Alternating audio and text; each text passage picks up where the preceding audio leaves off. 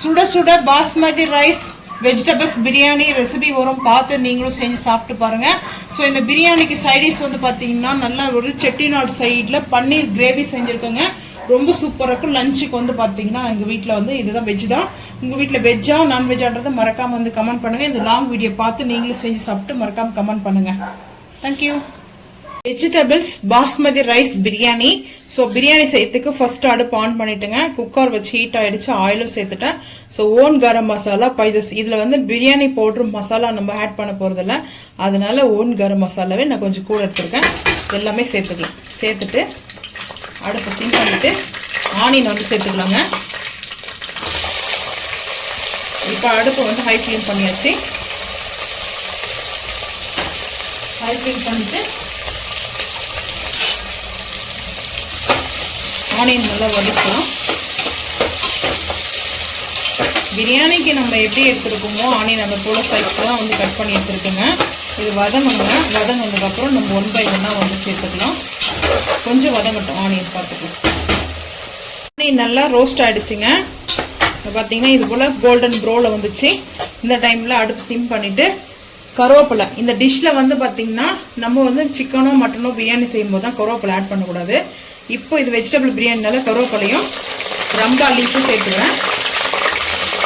சலன்னு வந்து இப்போ வந்து பார்த்தீங்கன்னா எதுக்காக நம்ம உடனே தக்காளி ஆட் பண்ணக்கூடாதுன்னு பார்த்தீங்கன்னா இந்த கருவேப்பிலையும் இந்த ரம்பாவுடைய அந்த ஸ்மெல்லு வந்து ஆயிலில் அப்சர்ட் ஆகணும். ஸோ அதுக்கப்புறம் தக்காளி சேர்த்துக்கலாம். தக்காளி வந்து பொடிசாக கட் பண்ணி வச்சுருக்கேன். தக்காளி ஸ்லைஸில். இப்போ இஞ்சி பூண்டு பேஸ்ட்டு 1 டீஸ்பூன் வந்து பார்த்தீங்கன்னா கொஞ்சம் பெரிய டீஸ்பூனில் ஆட் பண்ணிக்கிறேங்க. ஏன்னா நம்மளுக்கு நான்வெஜ் டேஸ்ட் இருக்கணும். ஸோ அதனால தான் கல் உப்பு வந்து சேர்த்துக்கலாம். நம்ம மசாலா இப்போ கொஞ்சம் கூட சேர்த்துருக்கேன். கல் உப்பும் சேர்த்துருக்கேன்.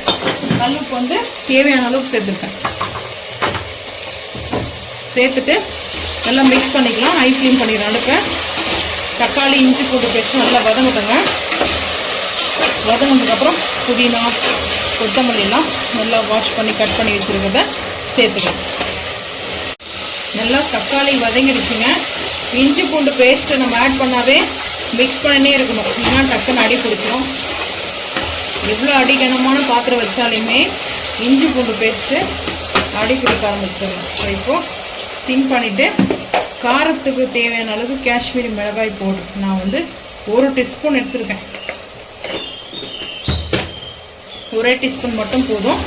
ஸோ இப்போது புதினா வந்து சேர்த்துக்கலாங்க. புதினா வந்துட்டு ஒரு கைப்பிடி அளவுக்கு புதினா,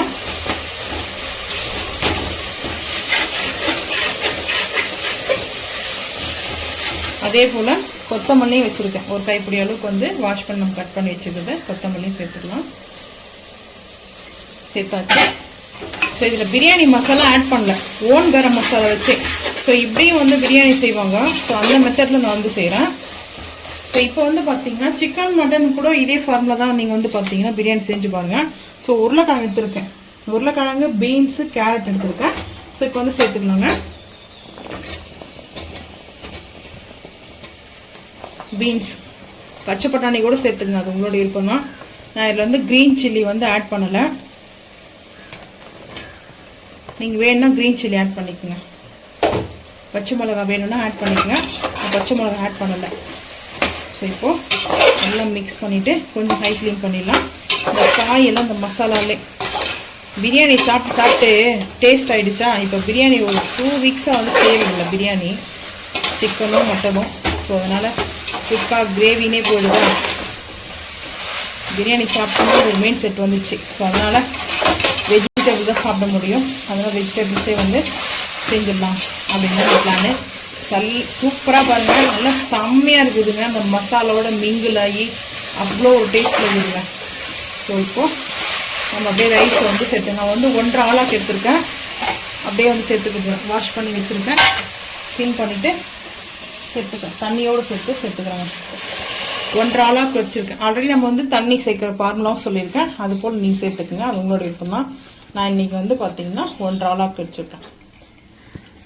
இப்போ ஒரு புளிக்கரண்டி அளவுக்கு கீ ஃபைனலாக நம்ம வந்து சேர்க்க போகிறது.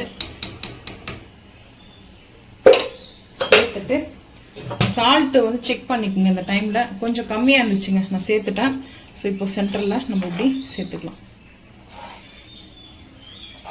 இந்த சால்ட்டு சேர்த்ததுனால ஸோ மிக்ஸ் பண்ணியாச்சு.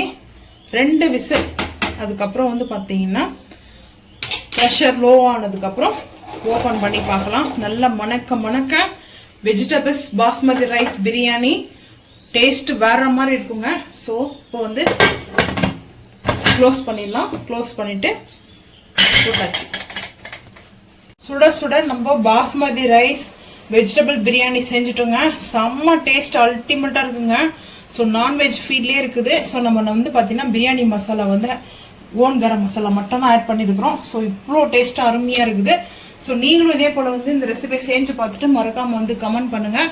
ஸோ இந்த வீடியோ பிடிச்சா லைக் பண்ணுங்கள், ஷேர் பண்ணுங்கள், சப்ஸ்கிரைப் பண்ணுங்கள், பெல் ஐக்கன் வந்து கிளிக் பண்ணுங்கள், மறக்காமல் சேனல் வந்து ஃபாலோ பண்ணுங்கள். அப்போ தான் நம்ம போகிற வீடியோ நோட்டிஃபிகேஷன் வரும். தேங்க்யூ.